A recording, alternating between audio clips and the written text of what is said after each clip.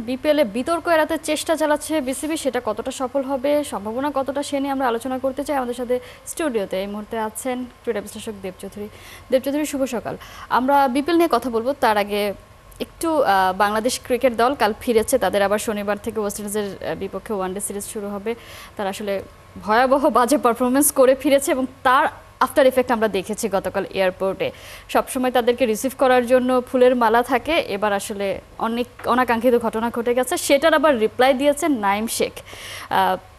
তিনি বলেছেন ঘৃণা না, ভালোবাসা চান তারা, তারা দেশের জন্যই পারফর্ম করে। এই বিষয়টা কিভাবে দেখেন? মানে এই যে রিয়াকশন দেখিয়ে ফেলা, আবেগ, এটাই তো আসলে আমাদেরকে সব থেকে বেশি ডোবায় নাকি?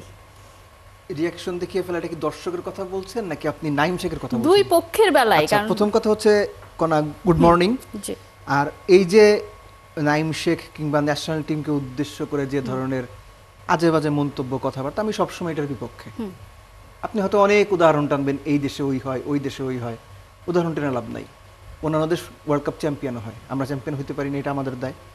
অন্যান্য দেশের দর্শকরা বিভিন্ন সময় অনেক মার্জিত ম্যাচিউর আচরণ করেন, আমাদের দেশের দর্শকরা সেটা করেন না। তার প্রমাণ হচ্ছে এয়ারপোর্টে গিয়ে এই গালি দেওয়া, দোয়া দেওয়া।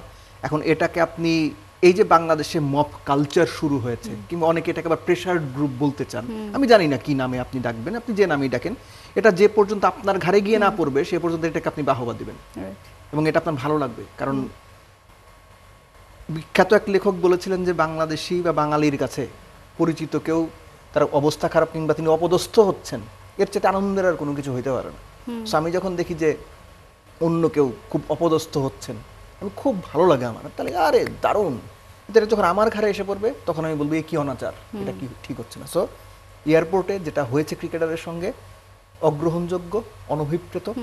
একই সঙ্গে এটা হচ্ছে আমাদের যে কালচারাল অবক্ষয়, সেটারই একটা প্রমাণ। এর বাইরে আমার আর কোনো কিছু বলা নেই। আর নাঈম শেখ যেটা বলেছেন, প্লেয়াররা খারাপ খেলবেন, খুব খারাপ খেলেছে, আপনি সমালোচনা করেন, কেউ না করে নাই, আপনি করছেন, আমি করছি, লেখালেখি হচ্ছে, দর্শকদের একটা অংশ খুব কঠিন ভাষায় সমালোচনা করছে। কিন্তু তার মানে এই না আপনি এয়ারপোর্টে গিয়ে প্লেয়ারের গাড়ি আটকে দেবেন, যা খুশি তাই বলবেন, তার বাড়ির সামনে গিয়ে কথা বলবেন, তার বাড়িতে ডিম ছুঁড়ে মারবেন, এটা কোনোভাবেই গ্রহণ করার মানে সুযোগ নেই। এবং আমি তো মনে করি এক ধাপ এগিয়ে এরপরে যদি এই ধরনের ঘটনা ঘটে প্লেয়ারদের সাথে, বা প্লেয়ারদের সাথে না, অন্যান্য যে কোনো মানুষের সাথেই যদি এরকম ঘটনা কেউ বা কোনো গোষ্ঠী ঘটানোর চেষ্টা করে, তাদের আইনেরাও তো আনা উচিত। নিশ্চয়ই, কারণ এখানে তো বিসিবিরও একটা দায় আছে।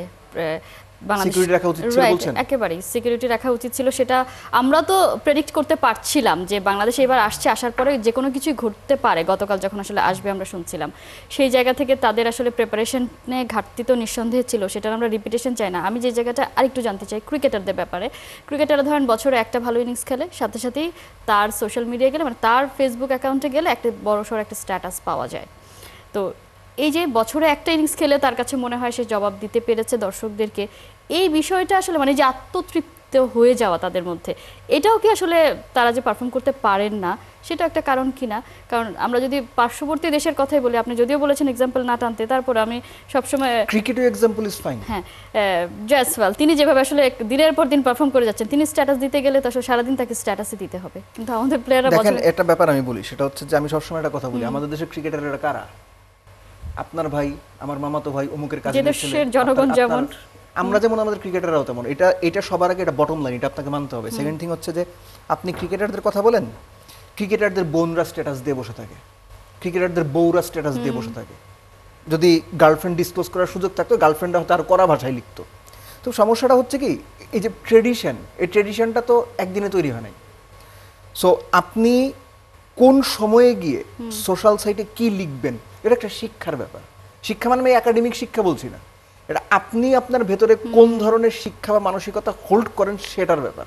আপনি হয়তো বড়ই, আপনি অক্সফোর্ডে পড়েন, কেমব্রিজে পড়েন, ডাজন্ট ম্যাটার, কিন্তু আপনি এই যে সোশ্যাল সাইটে একটা ভালো ইনিংস খেলে বলছেন, কিংবা ধরেন যে টি-20-তে এরকম আমরা দেখেছি বাংলাদেশের সিনিয়র প্লেয়ার দুর্দান্ত ইনিংস লেখা আছে, অথচ তিনি রান করেছেন 45, খেলেছেন 40 বল, পরবর্তী সেই পোস্ট আবার তারা ডিলেটও করেছেন।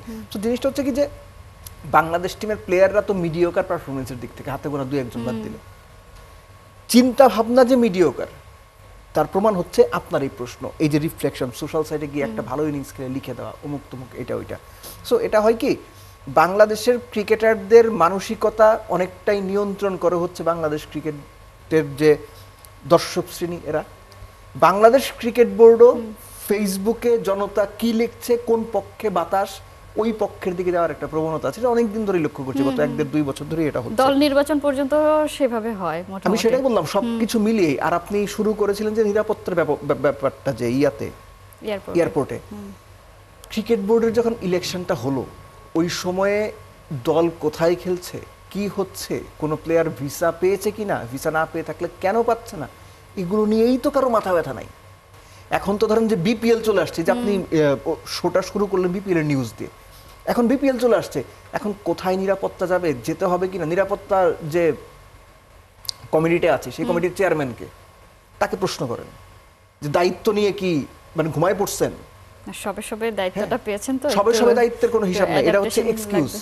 আপনি যেই মুহূর্তে দায়িত্ব পেয়েছেন সেই মুহূর্ত থেকে আপনি দায়িত্বশীল। আপনি আজকে প্রথম প্রেজেন্টেশন করতে বলেছেন, প্রেজেন্টেশন করতে ফাম্বলিং করে উঠে গেলেন, আপনি বলতে পারবেন গিয়ে যে ভাই আপনি প্রথম বসছি নো, আপনি এখানে বসছেন মানে ইউ ক্যান ডু ইট। সব যিনি সিকিউরিটির দায়িত্বে ছিলেন তাকে গিয়ে প্রশ্ন করেন যে ভাই আপনি তো দায়িত্বটা নিয়েছেন, দায়িত্ব নিতে তার কমপক্ষে 7 দিন হয়ে গেছে, প্লেয়ারদের সিকিউরিটিতে দরকার হয়, বোঝেন নাই?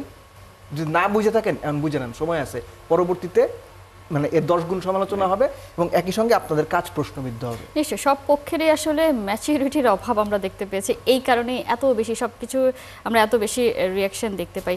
আমরা বিপিএল এ আসি, গত বছর যখন নতুন বোর্ড আসে তারা এসে বলেছিলেন অন্যরকম একটা বিপিএল আয়োজন করবে। এবার গতকাল যেটা আমরা শুনছি, ইতিহাসের সবচেয়ে গোছানো বিপিএল তারা আয়োজন করতে চান, মানে শব্দগুলো শুনতে খুব সুন্দর। আপনি কতটা বিশ্বাস করলেন? গতবারের যে বিপিএলটা, ফারুক আহমেদের সময় যে বিপিএলটা হয়েছে, মানে অন্যরকম বিপিএল, আসলেই অন্যরকম বিপিএল, কেননা ওর চাইতে জঘন্য বিপিএল আর হয়েছে বলে মনে করতে পারি না। সো জঘন্য হিসেবে সেটা অন্যরকম ডেফিনেটলি। এইবার বিপিএলে কোনো একটা ব্যাপার, যে কথাগুলো মিস্টার আমজাদ বলছিলেন, উনি বোধহয় মিডিয়া কমিটির চেয়ারম্যান, যে কি কি করা হবে, কি কি ডু অ্যান্ড ডোন্টস, এবং একই সঙ্গে হচ্ছে তাদের প্ল্যানস। দুটো জিনিস আমার খুব পছন্দ হয়েছে। একটা হচ্ছে রেভিনিউ শেয়ারিং। দেখেন, একটা কথা বারবার বলা হতো এর আগে যারা বিপিএল এর দায়িত্বে ছিলেন, যে রেভিনিউ শেয়ারিং এখন আমরা চিন্তা করছি না, আমাদের ওভাবে দাঁড়ায়নি, যারা ক্রিকেটে আসবে ভালোবেসে আসবে, এই সমস্ত কথাবার্তার কোনো মানে হয় না, ওর কেতাবি কথাবার্তা। এগুলো এক ধরনের, ধরেন যে ছেলে বলেন ললিপপ দেওয়া টাইপ কথাবার্তা। ললিপপ কিনতেও টাকা লাগে না। জিনিসটা হচ্ছে বিপিএল এ একটা ফ্র্যাঞ্চাইজি আসবে, এখন বলা হচ্ছে 5 বছরের জন্য ফ্র্যাঞ্চাইজি দেওয়া হবে, এভরি সিঙ্গেল ইয়ার অথবা এভরি পাসিং ইয়ার আপনার কত 15% বোধহয় বাড়বে আর কি। ভাই আপনি বলেন তো কোন কারণে 5 বছর আপনি 50 কোটি টাকা খরচ করবেন ক্রিকেট ভালোবেসে? সেটাই যদি হয়, বাংলাদেশ ক্রিকেটের তো তাহলে উচিত ক্রিকেট বোর্ডের ক্রিকেট ভালোবাসার কারণে দর্শকদের সব টিকিট ফ্রি করে দেওয়া।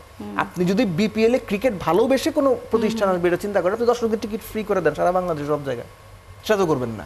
বা দর্শকের টিকিটের দাম আপনি 50% কমায় দেন। জিনিসটা হচ্ছে যে আপনি যখন রেভিনিউ শেয়ারিং মডেলে যাবেন, তখন যারা বড় স্টেক হোল্ডার হিসেবে ফ্র্যাঞ্চাইজি ওনার থাকবেন, তারা একটা বিজনেস মডিউলের মধ্যে দিয়ে যেতে পারবেন, যে ভাই এইখানে আমার এই ধরনের আয়ের সুযোগ আছে। আরেকটা ব্যাপার বলছিলেন যে বাউন্ডারি যে প্যারামিটার বোর্ডগুলো আছে, কত 30 মিনিটস বোধহয় ফ্র্যাঞ্চাইজি বরাদ্দ থাকবে, এটাও খুবই ভালো সিদ্ধান্ত হবে। কেননা আপনি একটা স্পন্সর নিলেন, যে লেটস সে এক্স স্পন্সর বা এবিসিডি যে কোনো স্পন্সর, এই স্পন্সরটার সঙ্গে আপনি তখন চুক্তি করতে পারবেন যে 30 মিনিটস আমার ম্যাচ দিতে আপনার জিনিসপত্র বা আপনার প্রোডাক্ট বা এত সমর্থক একসাথে যারা এটা দেখতে পাচ্ছে, এটা একটা দারুণ ব্যাপার। যদি এটা চমৎকারভাবে এক্সিকিউট করা যায় প্রফেশনাল, এটা ভালো হবে, আমি এটার পক্ষে।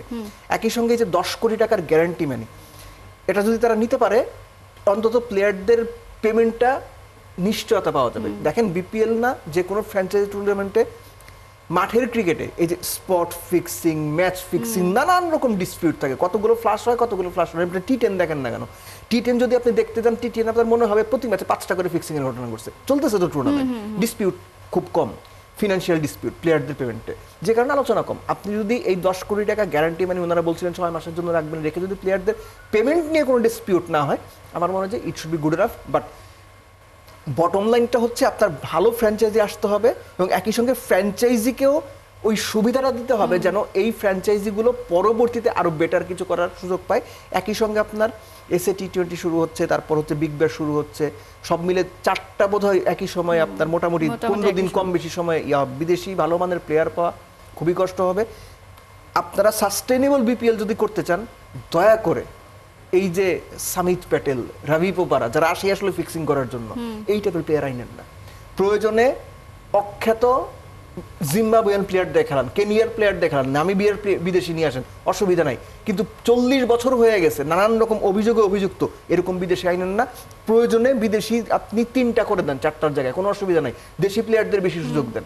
আপনি যদি একটা ভালো বিপিএল করতে চান, সাস্টেনেবল বিপিএল করতে চান, নট নেসেসারি বিপিএল তো এর আগে 5টা বিদেশি খেলানোর সুযোগ ছিল, এরকম নিয়ম ছিল না। সেটা যদি থাকে আপনি 2জন 3জন করে দেন, অসুবিধা নাই তো। সো ওরকম করতে গেলে প্রথম সিজনটা একটু সমস্যা হবে, নানান রকম ধরেন যে ডিসপিউট তৈরি হবে। এখান থেকে যেন শিখে বুঝে একটা স্ট্রাকচারাল সুন্দর বিপিএল করা যায়, এটাই হচ্ছে প্রত্যাশা থাকবে। বাট কিছু সিদ্ধান্ত তারা নিয়েছেন, আমার মনে হয় যে যদি বাস্তবায়ন করতে পারেন ভালো হবে। এটা তো একেবারেই ধরেন ইনিশিয়াল সিদ্ধান্ত, মানে যখন বিপিএল হওয়ার কথা ছিল, ধরেন প্রথম বিপিএল, এটা তখনকার সময় জিনিসটা হওয়ার কথা ছিল। সেটা এত বছর পর এসে শুনছি কতটা আসলে এক্সিকিউট করতে পারবে সেটা আমরা জানি না। এরপরে যদি আমরা মাঠের খেলায় আসি, আপনি অলরেডি বলে ফেলেছেন যে ভালো মানের প্লেয়ার না আসলে এখন আনবে, আপনি বলছেন যে ভালো মান তাদেরকে না আনতে, তো ভালো মানের প্লেয়াররা তো নিজেদের নাম আসলে সেখানে ইনক্লুডই করে না বিপিএল এ খেলতে আসার জন্য, কারণ এত বাজে পরিবেশ হয়ে গেছে। আপনি যেমনটা বলছিলেন শুরুতে যে জঘন্য বিপিএল হয়েছে, এমন বিপিএল দেখার পরে তো আসলে কোনো ভালো প্লেয়ার এখানে আসবে না, কারণ প্রত্যেকেই তো নিজের পারফরমেন্সটা বাড়াতে চায় বা দেখাতে চায়। সেই জায়গা থেকে মাঠের খেলাটা জমবে কিনা সেই প্রত্যাশা কতটা করেন? দেখেন, মাঠের খেলাটা জমজমাট ডিপেন্ড করে হচ্ছে গেমের উপরে। লেটস সে ধরেন বাংলাদেশের কোন একজন ইয়াং প্লেয়ার প্রথম ম্যাচেই 60 বলে 100 করে ফেললো, একজন হ্যাট্রিক সহ 5 উইকেট পেল, আমি যা হাইপোথেটিক্যালি বলতেছি, বিপিএল জমে যাবে। আপনি সবসময় দেখবেন যে যখন মাঠের পারফরমেন্সটা খুব ভালো হয় এবং বাইরের বিষয় নিয়ে, এই যে মালিক পক্ষকে হোটেল রুমে আটকে রাখা হয়েছে, মিরাজকে তার ফ্র্যাঞ্চাইজি বলেছে চলে যেতে, মিরাজ কোনো কিছু ফ্লাশ করে দিতে চান, মিরাজ প্রেস কনফারেন্স করেন, এই সমস্ত ঘটনা ছাপিয়ে যখন মাঠের ক্রিকেটটা বড় হয়ে উঠবে এবং এই ধরনের ঘটনা ঘটবে না বা কম ঘটবে, তখন ডেফিনেটলি মানুষের আগ্রহের জায়গা তৈরি হবে, এটা নিয়ে কোনো ডাউট নাই। কারণ মাঠের ক্রিকেটটা যদি ভালো হয় তখন অনেক আলোচনা। লেটস সে বাংলাদেশ যদি আফগানিস্তানকে টি-20-তে যেভাবে হোয়াইট ওয়াশ করলো, একইভাবে ওয়ানডেতে যদি 2-1 জিততো, এয়ারপোর্টে ঘটনা ঘটতো, এত কিছু আলোচনা হতো, এত কিছু আলোচনা হয়তো হতো। এর সাথেও যেটা হতো যে বাংলাদেশ সাকসেসফুল হয়েছে, সিরিজ জিতে এসেছে। বিপিএলটাও সেম। আমি আবার বলছি যে লোকাল প্লেয়াররা যদি ভালো সুযোগ পায়, বেটার সুযোগ পায়, 4 ফ্র্যাঞ্চাইজিতে বিদেশিদের 4 জন জায়গায় 3 জন খেলানো হয়, যদি ভালো মানের বিদেশি না পাওয়া যায়, আপনি খেলান, কোনো অসুবিধা নাই। We all need to support this, কারণ বাংলাদেশ ক্রিকেটের জন্য বিপিএলটা একটা সাস্টেনেবল বিপিএল খুব ইম্পর্টেন্ট। লাস্ট ইয়ার এই বিপিএলটাকে একদম মনে করেন যে পায়ে পিষে দেওয়া হয়েছে। এটার যে দুর্নাম হয়েছে লাস্ট বিপিএলে, তার আগের 10 আসরে বোধহয় এরকম দুর্নাম হয় নাই। ওখান থেকে বের করার জন্য একটু সময় দিতে হবে। তবে সবকিছু নির্ভর করছে বিসিবির আন্তরিকতা, যারা এই কাজটা করেন। খুব ভালো হয়েছে যে বুলবুল ভাই নিজে এটা দায়িত্বে রয়েছেন, এটা আমার কাছে মানে ভালো মনে হয়েছে যে উনি স্ট্রিক্টলি বুঝতে পেরেছেন এই কাজটা করাটা এখন খুব ইম্পর্টেন্ট এবং এর তার হাতে ছাড়া যাবে না, আমি দায়িত্ব নিয়ে করব। যদি ভুল করি, ফেলিয়ার হই, আমার দায়িত্ব, যদি সাকসেসফুল হই, আমার সাকসেস। সো এই জন্য বুলবুল ভাইকে একটা ধন্যবাদ দেওয়া উচিত, সাহস করে এই দায়িত্বটা নিয়েছেন। এটা করতে হবে সাকসেসফুলি, কারণ সামনে তো টি-20 ওয়ার্ল্ড কাপ, তার আগে এই টুর্নামেন্টটা যদি সফলভাবে করা যায়, আখেরে তো আমাদেরই লাভ হবে। দেখা যাক, আসলে অনেক কথাই আমরা শুনেছি, প্রত্যেক বছরই শুনি, এটা আসলে কতটা বাস্তবে রূপ নেয় সেসব নিয়েও নিশ্চয়ই আমরা আরো পর্যালোচনা করবো। দেব চৌধুরী, অসংখ্য ধন্যবাদ।